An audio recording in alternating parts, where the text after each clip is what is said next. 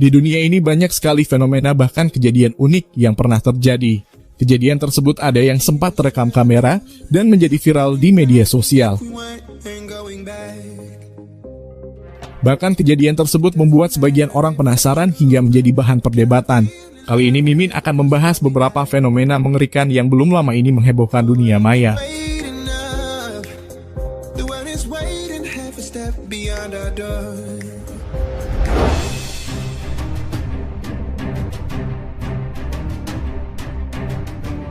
Sambaran petir yang dahsyat terjadi di wilayah Arab Saudi bagian selatan. Video peristiwa itu diunggah ke Twitter oleh akun @aimendaan.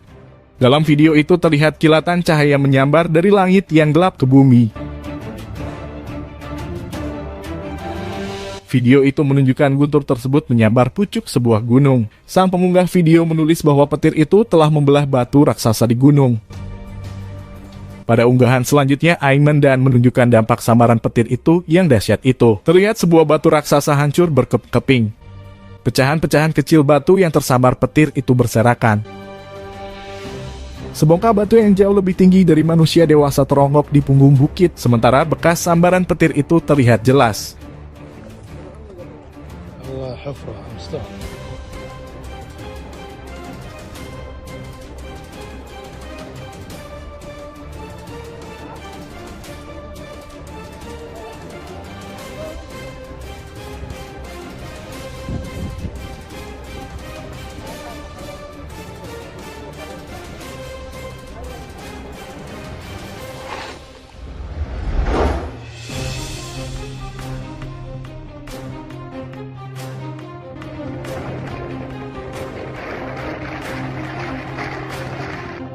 Beberapa waktu yang lalu, warga Los Angeles, Amerika dibuat kaget dengan fenomena ini. Pasalnya, terlihat semak belukar menggelinding ditiup angin. Bahkan gumpalan semak itu memenuhi jalanan hingga rumah warga. Menurut ahli setempat, kejadian ini biasanya terjadi saat musim yang sangat kering diiringi dengan tiupan angin yang sangat kencang.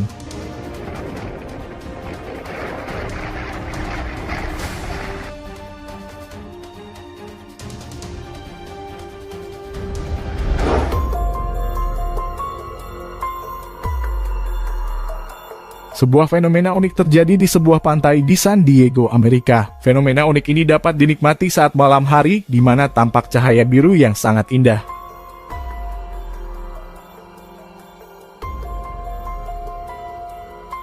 Cahaya biru yang sangat terang ini membuat para warga ingin melihatnya secara langsung. Menurut ahli, cahaya biru itu disebabkan oleh ganggang atau plankton tertentu.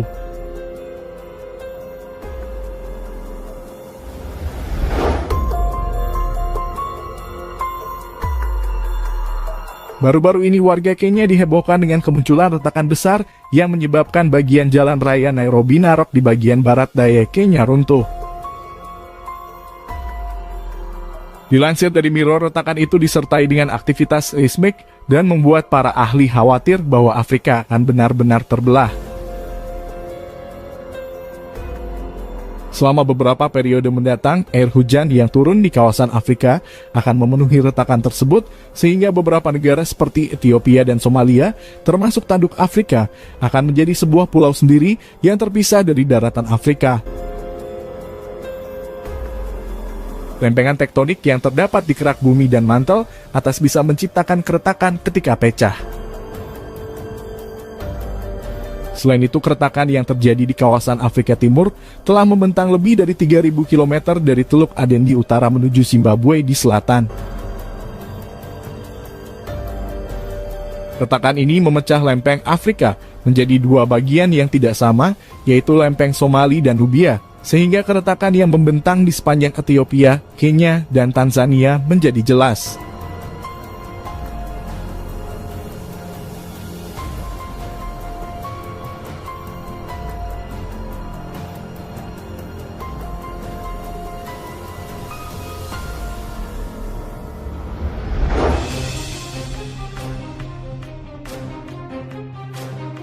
Tsunami kabut ini terjadi di pegunungan Longreng. Menurut ahli BMKG di sana, Gunung Longreng ini merupakan penghalang dan membuat suhu akan naik dan menjadi lebih kering. Tetapi karena massa udara lembab dari bawah membuat suhu ini mencapai titik embun yang terbentuk. Titik embun ini merupakan suhu di udara yang tak lagi sanggup menahan semua uap air yang dikandungnya.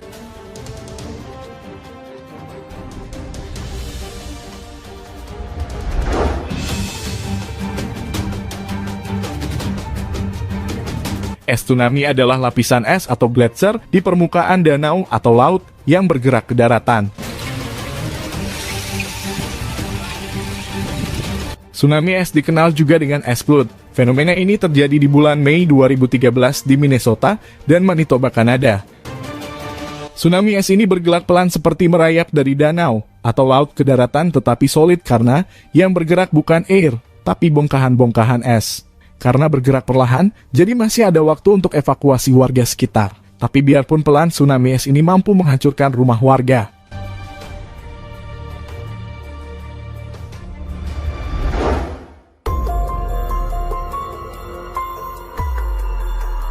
Fenomena aneh sekaligus unik terjadi di sebuah padang gurun Timur Tengah, yakni aliran deras sungai pasir bercampur es ukuran kelereng. Padahal penampakan tersebut tak lazim, apalagi di area padang tandus seperti itu. Namun seperti dikutip dari media setempat, penduduk setempat terlihat terkejut ketika menyaksikan kejadian tersebut. Saat butiran pasir bercampur butiran es mengalir di Empty Quarter yang terletak di Arab Saudi. Saking terkesimanya seorang pria dalam rekaman tersebut terlihat menyentuh aliran pasir dan mengambil butiran es. Beberapa orang meyakini itu diakibatkan oleh banjir bandang. Diduga pula ada aliran air di bawah pasir tersebut. Namun tak ada yang tahu pasti apa penyebab fenomena itu.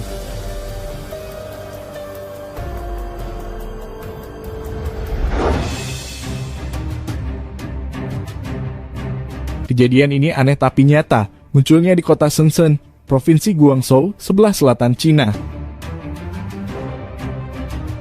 Warga dan pengunjung pantai Shenzhen kaget, tiba-tiba muncul ombak warna merah darah seperti dilansir stasiun televisi lokal. Awalnya warga menduga ada ikan yang dimangsa hiu, tapi dugaan ini mentah karena sama sekali tidak ada bau amis darah. Sebagian bahkan menyinggung soal ramalan dalam Injil yang menandakan kiamat akan tiba ketika laut berwarna merah. Setelah dinas kelautan setempat memeriksa, rupanya ombak warna darah itu disebabkan oleh membiaknya populasi ganggang merah. Tumbuhan laut itu punya nama latin Noctilucus cintillan. Kepala Dinas Kelautan Shenzhen menyatakan ganggang ini seharusnya tidak beracun, namun air laut yang diperiksa masih terus diperiksa. Pemerintah setempat menilai fenomena ini jarang, tapi sangat mungkin terjadi. Kepala dinas menilai tidak perlu mengaitkan ombak warna darah dengan takhayul macam-macam.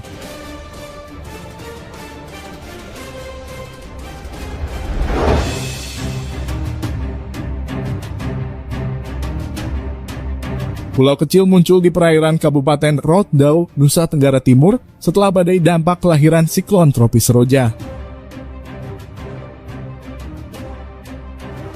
Ahli geologi Lembaga Ilmu Pengetahuan Indonesia menduga pulau baru tersebut berupa gundukan pasir yang terbawa arus laut.